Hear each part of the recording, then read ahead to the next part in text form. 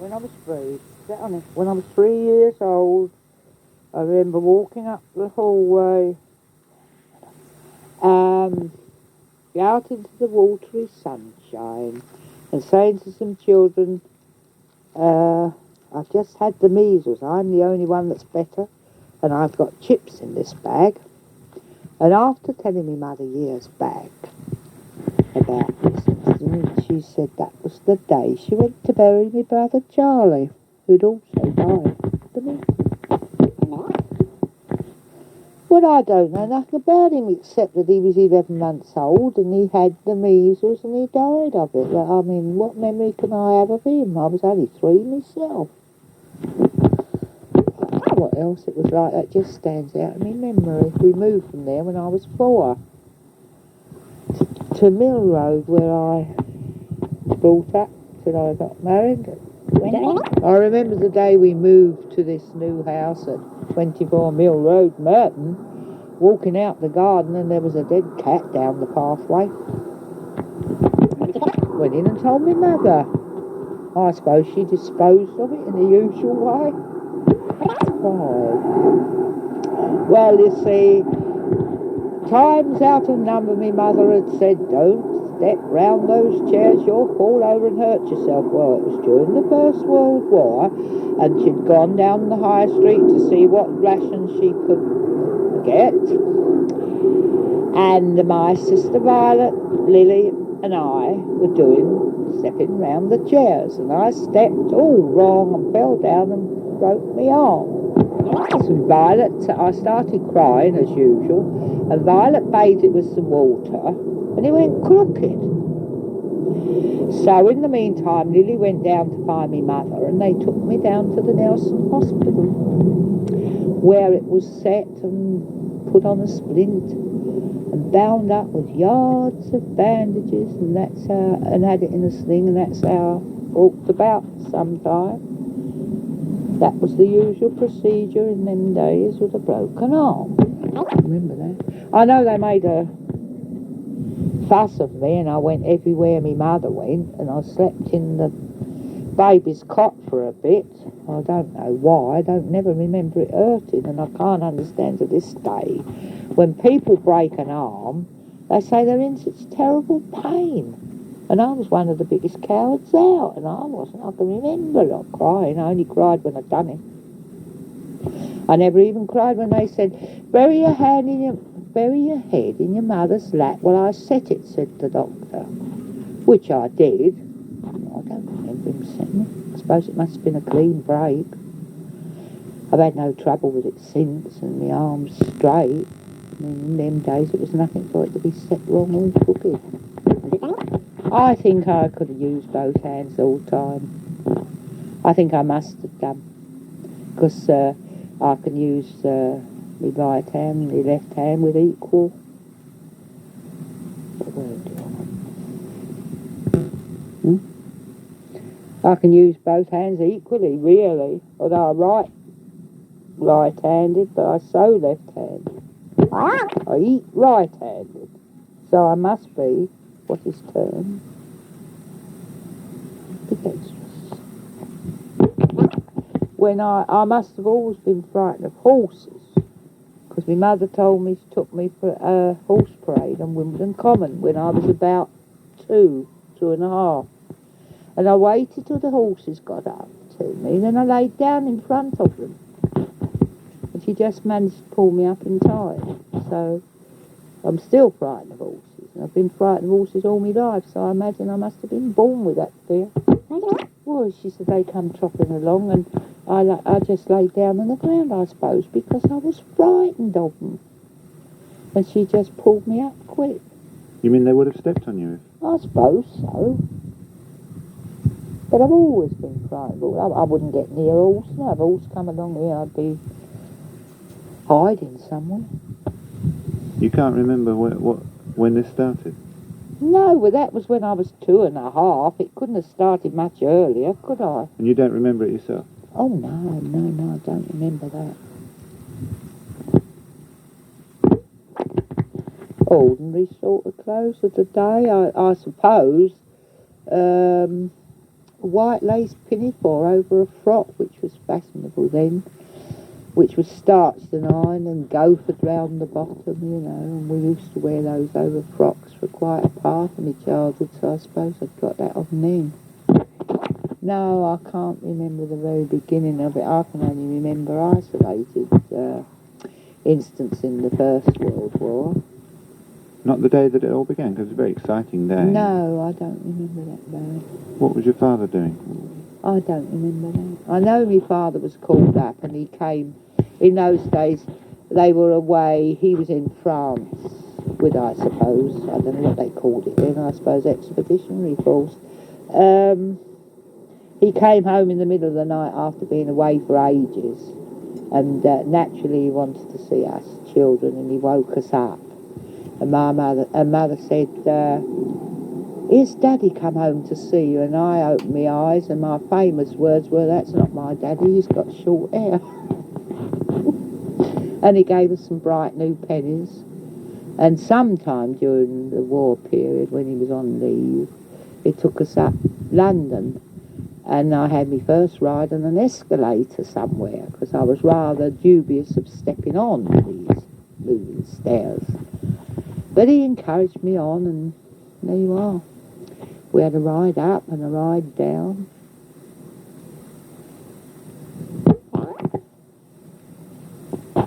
Can't remember.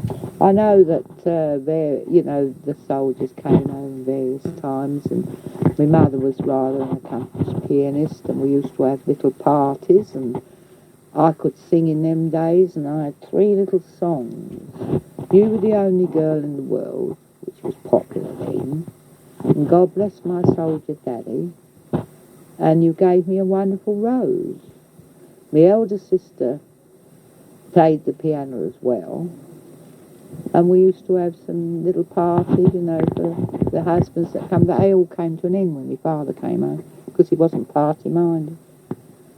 When did he come home? Before the end of the war? Oh, no. When the war was over, they came to an end. And I can remember going down the shops as I grew a bit older. There wasn't ration books in the earlier period. You went wherever a shop was selling a little bit of this and a little bit of that, and people put their children in the queues, you know, and you had what was ever going, like 2 ounces of margarine, 2 pounds of potatoes, anything like that. For ages in that war, you never got potatoes. You had flaked maize, boiled rice instead of potatoes. I came quite to like boiled maize puddings, and also they sold swedes to the public for the first time. I think swedes were never on the menu before that, and I quite like swedes now. Well, my mother went out to work after my father was in the army, because the money was very poor. She went out to domestic work. And my sister Violet was older than me, and we had a younger sister, Connie. And we went this particular day, while Mother was out, to the park called Wandle Park. And whilst we was there, the siren blew. Well, it wasn't a siren, and they fired some guns, and various warden came round shouting, "Take cover, take cover." Well, of course, we were some little distance from home. We had my younger sister in the pushchair, was walking up the Wandle bank, and everybody was saying, "Get under cover," but no one else offered to take us in. So we're walking along, we looks up in the air, and there's a great big German Zeppelin. I suppose a huge dark grey sausage with some basket things underneath, and it was going along and making a bit of a noise, but it never done anything. Were there any Never letters dropped. or badges on it? I can't remember any writing on it, because I was frightened, and so was my sisters, and we were running along. But if it had dropped anything or fired anything, I wouldn't be here now to tell you this tale. You mean it was close enough It was very low indeed. You could have made out people in it? If you No, looked. well, I wouldn't look for that. I think I was about 5-ish or 6-ish then. I wouldn't look for people and that if you was frightened. You've got to put yourself in a kid's mind, ain't you? Or So what did you child's do? mind. We just carried on home and it went over, and after it went over, the all clear sounded, which was a man again walking round blowing a whistle.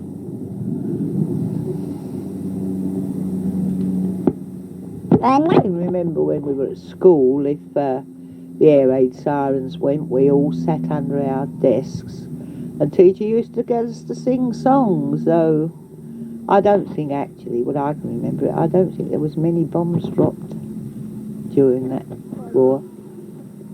There were.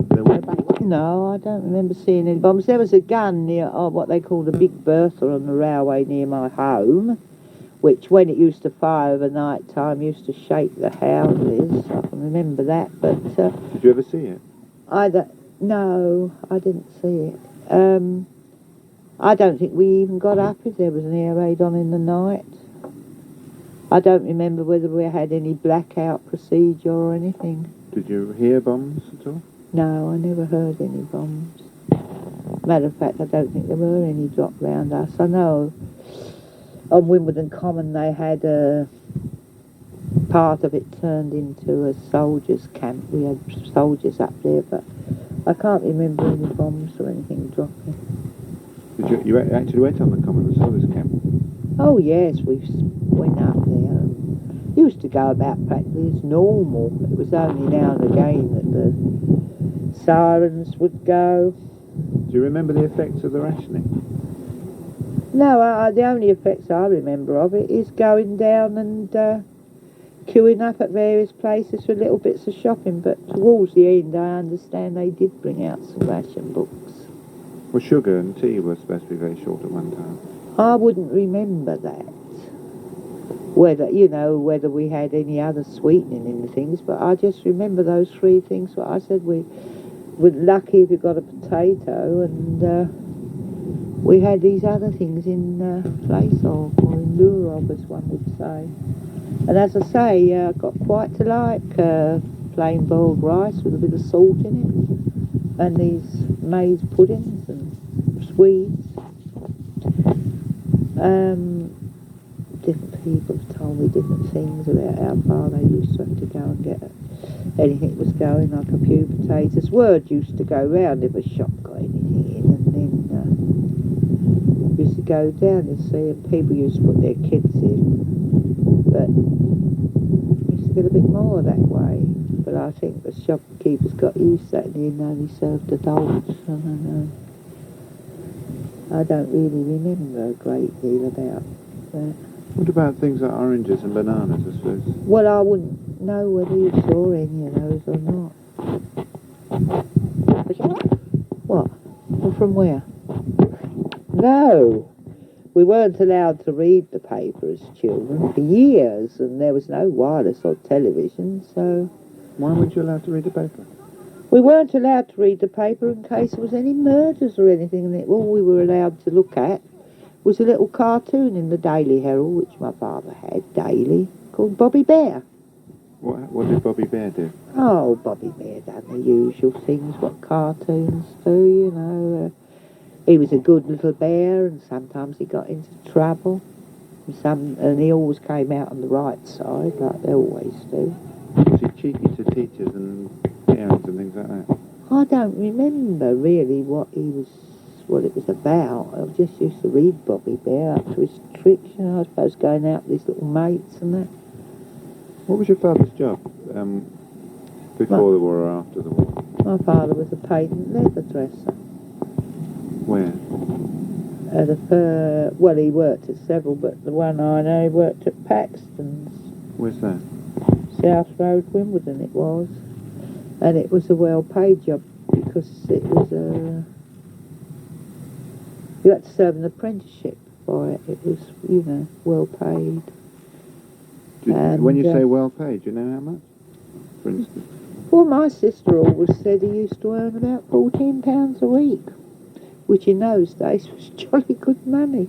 What time is this you're thinking of? Well, after the First World War.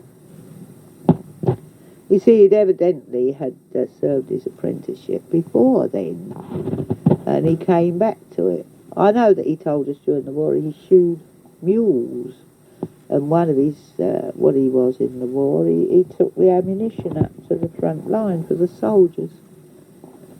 And he used to shoe the mules. I don't know where he learnt that, but he could do iron, what he called iron fighting, like making wrought iron gates and that. And he was also an accomplished carpenter. Matter of fact, he was a good all-rounder, I suppose, when you come to think of it. Where did he come from? He came from London. His father came from Cornwall and they settled in London. And his father married a Welsh woman. And they lived in London. And his father apparently was in the leather trade part of his life. Do you know whereabouts in London? Somewhere off the Old Kent Road.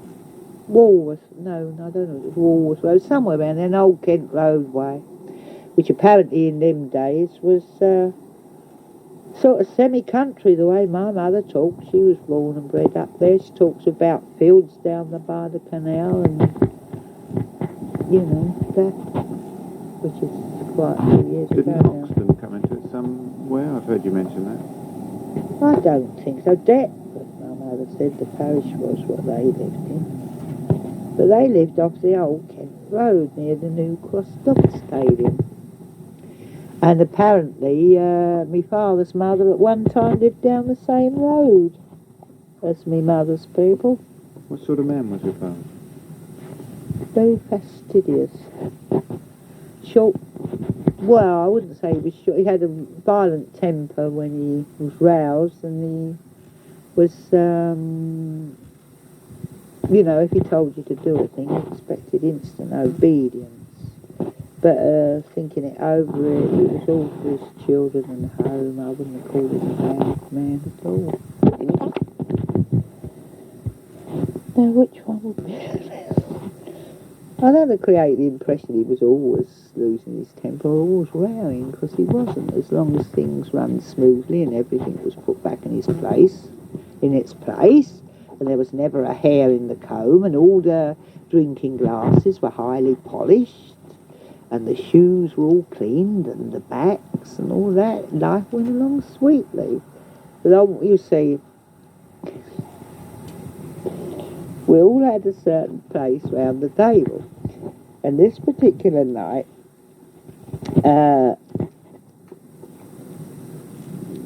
Violet was where I should have sat. So my mother said, oh, you take that. Well, whilst we was having our tea, my father used to read his paper, and you weren't allowed to talk. And mother, she cut this plate of bread and jam, and we were supposed to have 3 pieces each. You see, well, Violet was a bit of a gobbler and greedier than me, and was busy saying she'd had 3 pieces behind this paper in sign language, you see. And I was saying, and she accused me of having 3, and I was saying no, 2, and I put 2 fingers up, which I suppose looked like the victory sign. And my father put the paper down and saw me. So, of course, that was a good cue for him to start. He used to like his fish, these were bloaters on this particular occasion, roasted over the open fire. Well, Mather had just done them and put them on the plate when he see me. And he started to see, and he picked up the bloater by the tail and smacked it round Father's face. And, of course, we all got up and ran away from the table. Oh, no, he didn't run away from the table first. He said, I'll tip this table up, he said. So he stood up, and then he sat down again, and then he stood up, sat down, and eventually he tipped the table down into the youngster's laps, which was then my young brother, Ernest, and Connie was sitting along there, and it all went in their laps. Well, naturally, they cried, and Father stormed off out, taking some of us elder ones down the road with him. Shops were open in them days till 9ish at night. And he bought a new tea service, new milk jug, new teapot, and various other things, and some fresh codfish, some potatoes, and home we trotted. They sent one of us round a house nearby which used to sell milk, to get some fresh milk. Home we trotted, and Mother had cleared up by then, and she's right, you girls can get to bed. No, they can't, he said in his deep voice, I'm cooking them fish and chips. So, of course, I've never seen him cook before. He cooked this fish and chips, and then it was wrong because the frying pan was black and it wasn't bright, which I don't know whether they were bright in them days, but we'd had it quite a while, and he bought a new frying pan next day. And this went on, you know, didn't speak to me mother for roughly a couple of weeks, gradually came on again, and everything in the garden was lovely, and we'd got a new tea set, new frying pan. That was one of his little tempers. I don't know. No, he didn't used to throw. One day, on a Saturday, you see, they used to work till Saturday, most people, Saturday morning. His habit was going into this certain public house and having a drink with his mates, and he used to get home about 3. Well, we'd already had our dinner by then, which was always sausages, onions and mash on a Saturday, which I loved. But Father had pork sausages, purchased from certain butchers, or else they weren't right. Well, this particular day, you see, my mother put his potatoes on, and she was talking to the woman next door, and they'd come to the boil and were boiling over, and I skipped through and said, Mum, Daddy's potatoes are boiling over. Go and turn them down then, said she, and I went in and turned them down.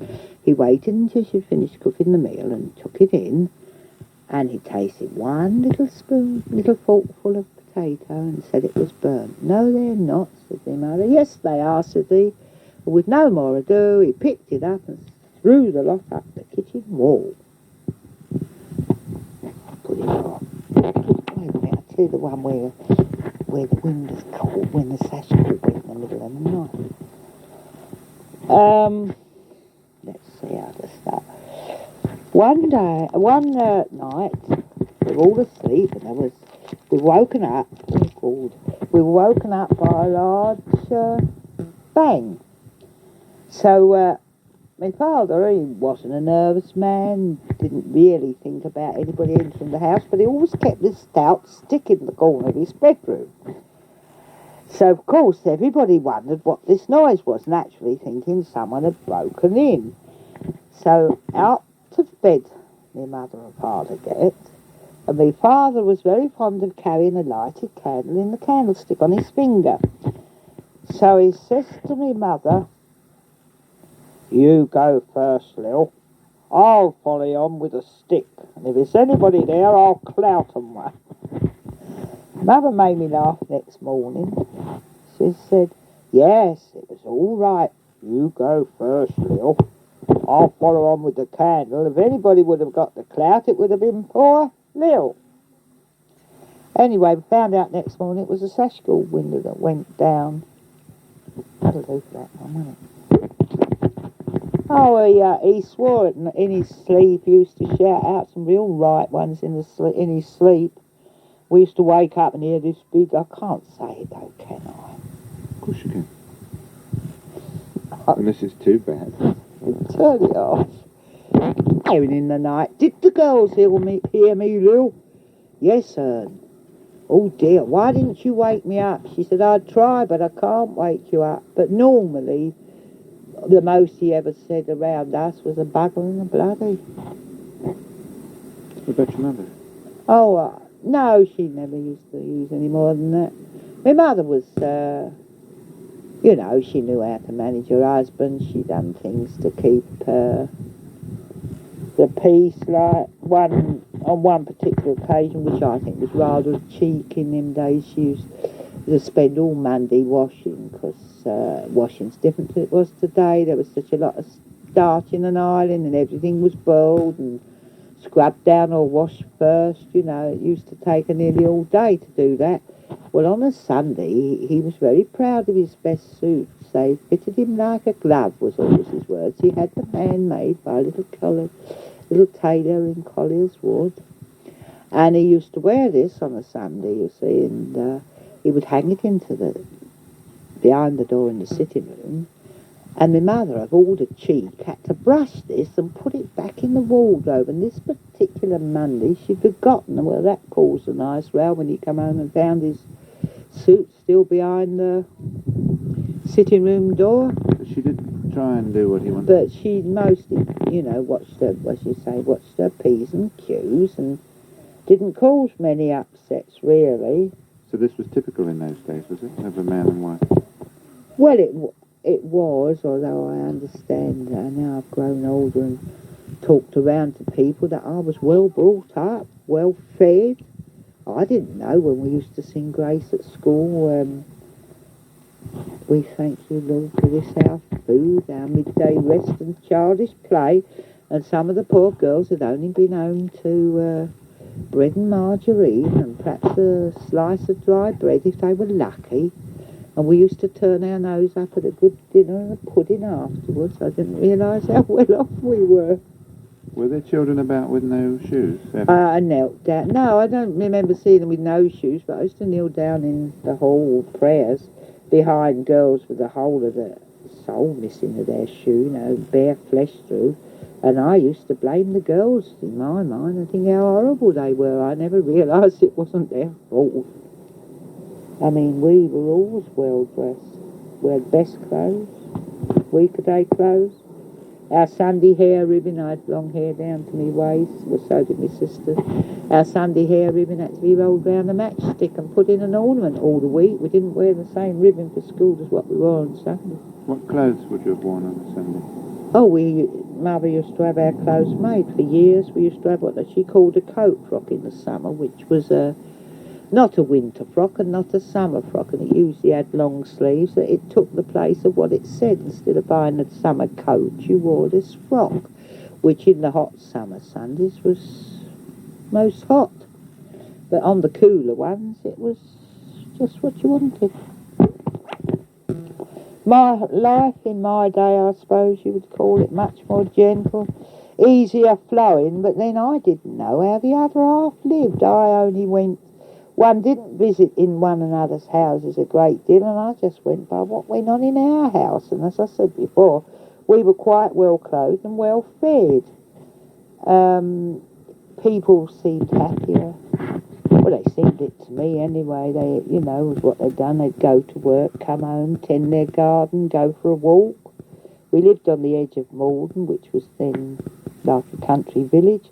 You could walk for miles and only see a few cows and a few sheep and the odd house dotted about there and then. And life was, not such a rat race as it is today. If people took things steadier, they were satisfied with more simple pleasures. Whereas nowadays you've got to have a car. I mean, in them days, if you had even an old push bike, you were lucky. Most people went about on foot. Did you have a push bike? No. Never had a doll's pram. Used to have one Christmas present and a stocking full of bright pennies, apple, orange, nuts and things like that. And whatever present you asked for within reason. Didn't have to be too expensive. Well, no, I can't really. They were all more or less the same. One, I don't know whether it was in the war or just after. I remember once some of my mother's relations come and I was sleeping across the foot of the bed on Christmas Eve, but that didn't happen very often. Mostly my father had a brother that lived a few streets away, and in the evening they used to come round for a game of cards, what us kids could play, and my mother played and my father sang. My father had a beautiful singing voice. What would he have sung? What sort of song? The songs of the day, mostly, like Maid of the Mountains or any of the popular songs he knew, or any that he particularly liked. Would you hang a stocking up? Oh yes, we hung up a stocking, and that's what we got the present in. That Violet was more of a reader than me in them days. She invariably asked for a book. I can remember having several sweet shops, which most of the things in it were cardboard and half full of some sort of little sweets, jellies, and what did it look like? And that. It was like in a box. You opened the lid at the top and the front come down, and it was painted with jars of sweets round and that, and a little tiny weeny pair of tin scales with both sides the same. We never had any weights or anything like that. You made your own weights, but these little scales came in handy. We used to play for hours out the garden with a few stones and little bits of chopped up weed leaves and things like that, and would make a little spiral shape thing out of newspaper for a bag. I told you the pleasures were simple and you made them yourself. You'd get 5 roundish stones and play what some people call 5 stones, but we used to call it dabs. Then, of course, there was the invariable period for the old cigarette cards where you got down your knees in the streets and flicked them up the fence. And, of course, there was the marble time when everyone went mad. Most of the marbles in them days were made of clay and painted a dull red or grey, maybe a dark green. If you were lucky, you got a glass alley, as my mother called it. Played for that. How did you play? What were the rules of marbles? I don't know. You walked. It was a filthy game, really, because you must remember the horse and carts in them days, and when it rained, you know what horses do in the street. I suppose that went into the gutter, and you bowled your marbles along the gutter, and if you hit one, you had it, but you had to hit the glass one more than once before you got a glass one, and of course that went into your little bag, which you made. And I don't suppose the hands were always washed straight away after a game of marbles, but they invariably were washed before you had to do. Wasn't it just a boys' game? Oh no, girls played it as well. And we used to have the conker season with a... And girls played that? Yes, on a bit of string we had the old conker. Where did you get your conkers from? Oh, we used to go over Malden and get them. There was all sorts of trees over there. Used to get them and play them for so long. These games came round in various periods, and we also had hoops, a wooden hoop that was a round ring, and you had a wooden stick if you were a girl. If you had a boy, you had an iron one with an iron stick, and used to run along with it. But the girls used to hit it, and the boys' ones had a hook on the end, used to run along, and it used to run along like that. And boys used to make what they called a winter warmer thing. You get an empty tin.